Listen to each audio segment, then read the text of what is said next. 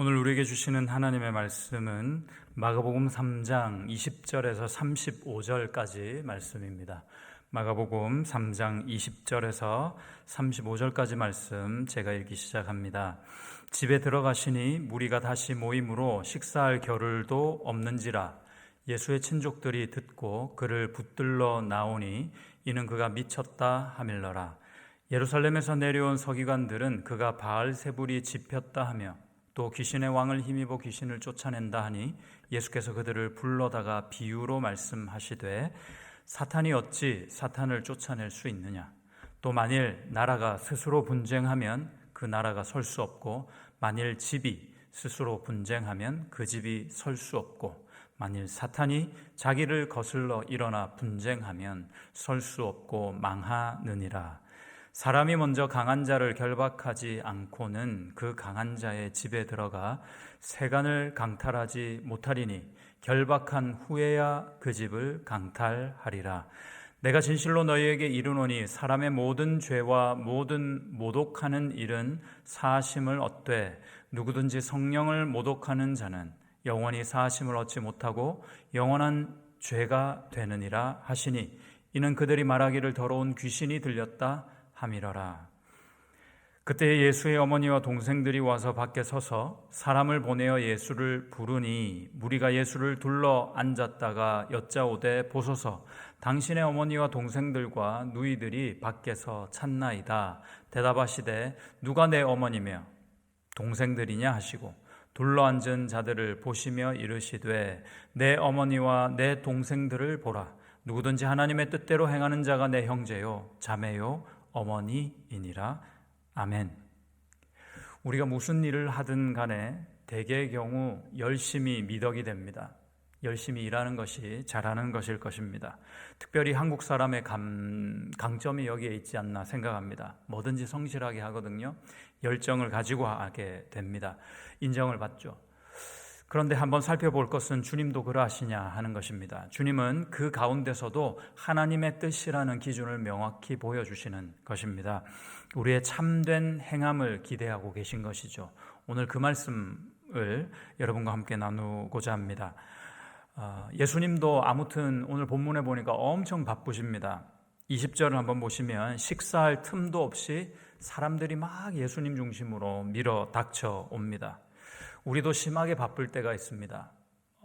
돈을 막 긁어 모아야 될 때 바쁠 수 있겠습니다. 시험을 앞두고 열심히 공부해야 될 때 아마 바쁠 것입니다. 여러 가지 인생의 경우에서 아주 눈, 코 뜰 데 없이 바쁠 수도 있을 것입니다. 보통은 우리의 경우 자신의 무엇을 위해서 바쁘기 마련입니다. 그런데 과연 우리 주님은 구체적으로 무슨 일을 하면서 바쁘셨나 하니까 오늘 본문과 대동구절인데요. 마태복음 12장에서 조금 더 부연 설명을 하고 있습니다. 22절을 보시면요. 읽어드리겠습니다. 그때 귀신 들려 눈 멀고 말 못하는 사람을 데리고 왔거늘 예수께서 고쳐주심에 그 말 못하는 사람이 말하며 보게 된지라. 예수님은 병자를 고치고 계셨습니다. 아픈 자들을 고치고 계셨던 겁니다. 위로하고 계셨습니다. 생명을 모으고 계셨던 겁니다. 우리 주님은 돈을 긁어 모으시는 게 아니라 영혼을 사고 계셨던 것입니다. 그래서 많이 바쁘셨죠.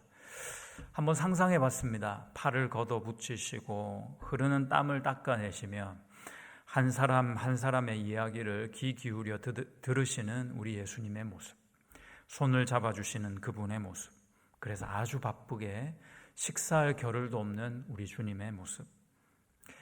사람들의 반응이 이 예수님에 대해서 두 가지 정도로 나뉩니다. 긍정적인 반응도 있었고 부정적인 반응도 있었습니다. 마찬가지로 마태복음 12장 23절의 긍정적인 반응도 엿보입니다. 무리가 다 놀라 이르되 이는 다윗의 자손이 아니냐. 어떠한 사람도 눈 멀고 귀 먹은 자, 벙어리 된 자를 고친 적이 없었다. 약속된 그 메시아가 아니겠느냐 하는 믿음 어린 겸손한 고백이 나왔던 겁니다. 반대로 부정적인 반응도 오늘 본문에서 있었습니다. 미쳤다 하는 사람도 있었고요. 그 가족들이 그랬죠. 그리고 귀신의 왕의 힘을 빌려 귀신들을 쫓아내고 있는 것이 아니냐라는 반응도 있었습니다.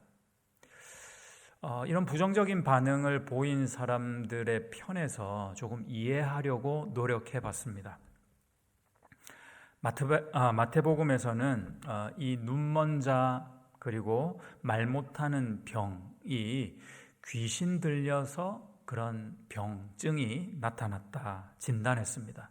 따라서 예수께서 이 병자들을 치유하시는 과정에서 당연히 병이 고쳐짐과 동시에 안에 있던 불순한 영들이 튀어나왔을 것입니다. 아주 괴이한 모습이 보여졌을 것입니다.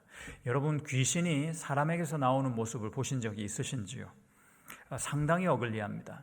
괴이합니다. 거북합니다. 자연스럽지 않습니다. 어떤 사람은 입에 거품을 물고 땅바닥에 쓰러지며 비명을 지르기도 하고요. 그리고 떼굴떼굴 구르기도 하고 보기가 참 이렇게 자연스럽게 보이거나 쉬워 보이지는 않습니다. 과연 여기 있는 우리 중에 몇 사람이나 그런 광경이 우리 예배 가운데, 우리 모임 가운데 드러난다면 그것을 자연스럽게 감당할 수 있을까 생각해 보면 그들의 입장도 10분 이해할 만합니다. 아주 거북했을 것입니다. 이상했을 것입니다. 그러니 당연히 그 마음에 편견이나 오해가 생길 수도 있었겠다 싶습니다. 누구나 그럴 수 있겠다 싶다가도 그럼에도 불구하고 모르고 그랬지, 모르고 잘못한 것이지 하고 넘어가기에는 사안이 너무나도 중대합니다. 오늘 본문 28절, 29절을 참고하십시오. 내가 진실로 너희에게 이르노니 사람의 모든 죄와 모든 모독하는 일은 사심을 얻되 29절 누구든지 성령을 이렇게 모독하는 자는 영원히 사심을 얻지 못하고 영원한 죄가 되느니라 하시니 이 죄는 소위 말해서 성령 모독죄, 성령 회방죄에 해당한다 하십니다.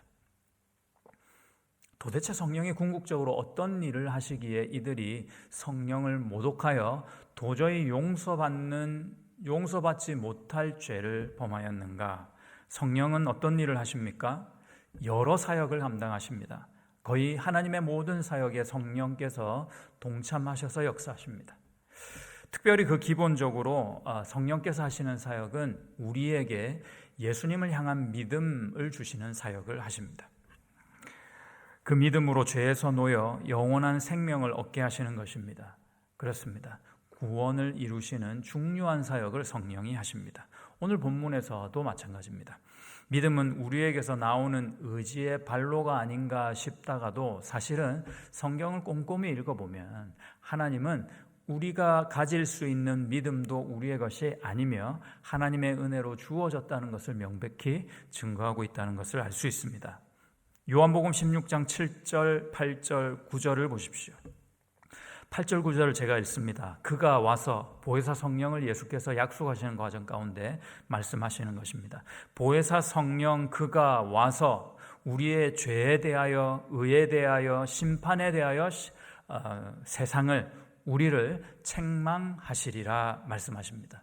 이때 책망은 감추었던 것이 밝히 드러내어져서 책망받는다라는 뜻이 있습니다. 9절요. 죄에 대하여라 하면 그들이 예수를 믿지 아니하며.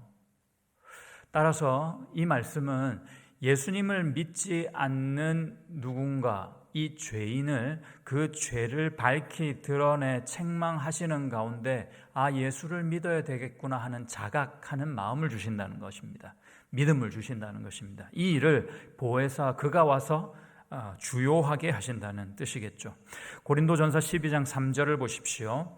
말미에 성령으로 아니하고는 누구든지 예수를 주시라 할 수 없느니라. 예수님을 주라 고백하는 것은 나의 믿음이기 이전에 그 믿음을 주신 바로 성령이 계셨다 하는 증거된 말씀입니다. 성령으로 아니하고는 누구도 예수를 저주할 자가 없고 예수를 주로 시인할 자도 없다 하는 것입니다. 구원에 있어서만큼은 그러니까 주님께서는 우리에게 요만한 여지도 남겨두지 않으신다는 겁니다. 믿음으로 구원받는다 하니 이 믿음만큼은 우리가 뭔가 만들어내고 일구어내야 하는 산물인 것처럼 여겨지지만 사실은 내 것인 줄 알았는데 내 것이 아니란 것입니다. 웬걸요? 그 믿음도 주님께서 주신 은혜를 인하여 주어진 것이었다 하는 것입니다. 그리고 그 믿음으로 말미암아 구원을 얻게 되었다 하고 성경이 우리에게 잘 설명해 주고 계십니다. 누가 이렇게 얻은 구원을 다른 사람과 다르다 생각하고 급을 매겨서 그 생명을 내 것이 아닌데 자랑할 수 있단 말입니까? 그럴 수 없는 것입니다. 믿음은, 다시 말해서 그 은혜와 구원은 전적으로 순도 100%의 은혜로 우리에게 하나님께서 내려주신 것입니다. 이 은혜를 우리가 받은 자 바로 성도인 것이죠. 할렐루야.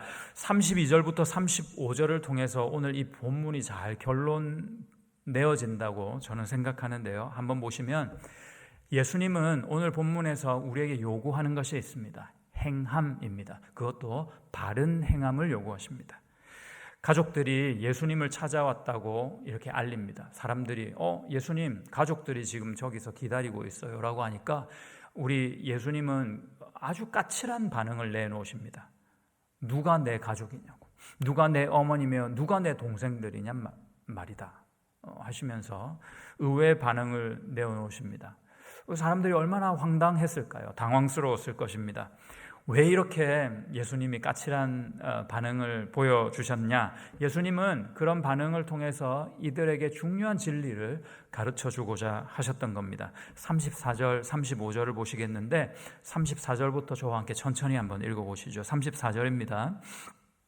둘러 앉은 자들을 보시며 이르시되 내 어머니와 내 동생들을 보라. 저기 있는 내 육신의 어머니와 동생들, 이 내 어머니와 내 가족들이 아니라 지금 내 주위에 둘러앉은 너희들이 나의 어머니가 될 수도 있고 내 동생, 내 형제 자매들이다 하시는 말씀입니다. 아주 어렵습니다. 여전히 그들은 황당하게 이 말을 들었을 것입니다.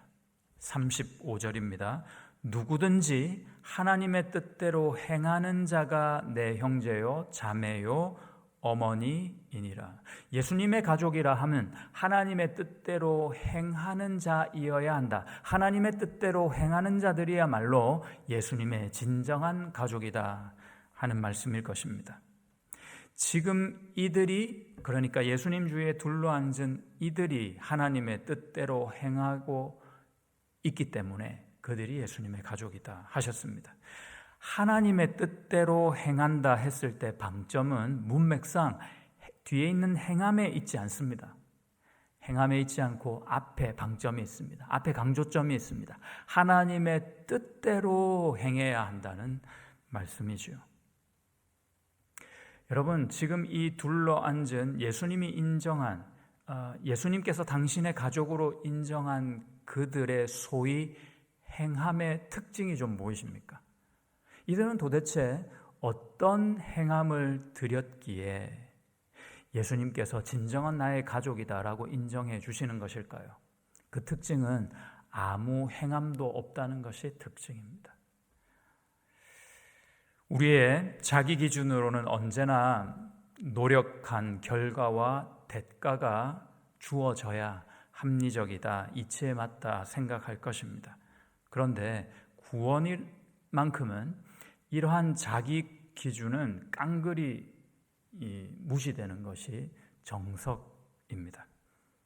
그래서 십자가를 지는 것, 다시 말해서 구원을 받으려면 이러한 자기 기준을 완전히 내려놓아야 합니다. 부인해야 한다는 뜻입니다. 그래야 가능합니다. 그것이 주님이 요구하신 자기를 부인하고 자기 십자가를 지고 따르는 것이라는 것의 내용입니다. 이것이 하나님의 뜻대로 행하는 행함이라는 설명이셨죠. 반대로 바리새인들, 서기관들은 가만히 있으면 본전이라도 찾았을 것을 자기 기준과 틀 안에서 나온 행함을 강조했죠. 그런데 그 틀 안에서 벗어나자 아웃 오브 박스가 되니까 그들은 여지없이 정죄합니다. 저건 바알세불의 힘을 입어서 하고 있는 이상한 짓거리라고 말이죠. 자기중심적 인본주의, 구원받기 가장 어려운 태도 아니겠습니까? 왜 그렇습니까? 하나님의 뜻과 너무 다르기 때문입니다. 하나님의 뜻에 맞는 행함이 될 수가 없기 때문입니다. 자기를 부인하지 못하면 이렇게 자기 십자가를 질 수가 없습니다. 오늘 말씀은 값없이 주시는 은혜의 행함이라는 큰 감사의 감동이 있습니다. 예수를 믿지 않는 자들도 값없이 주시는 그 은혜로 예수님의 손을 붙들고 나오면 누구나 그 손을 잡아주시는 하나님의 자비하심이 있다는 뜻입니다. 또 반대로 믿음이 있고 신앙의 연륜이 있는 자들에게는 그릇된 열심을 경계하며 겸손의 행함, 그것을 기대하고 계신다 하는 도전의 말씀입니다. 우리는 지금 주님을 가운데 모시고 정답게 둘러앉은 그런 모양으로 있는지 돌아봐야 합니다. 주님은 뒷전이고 주님의 이름을 빙자하여 달려가고만 있지는 않으신지요.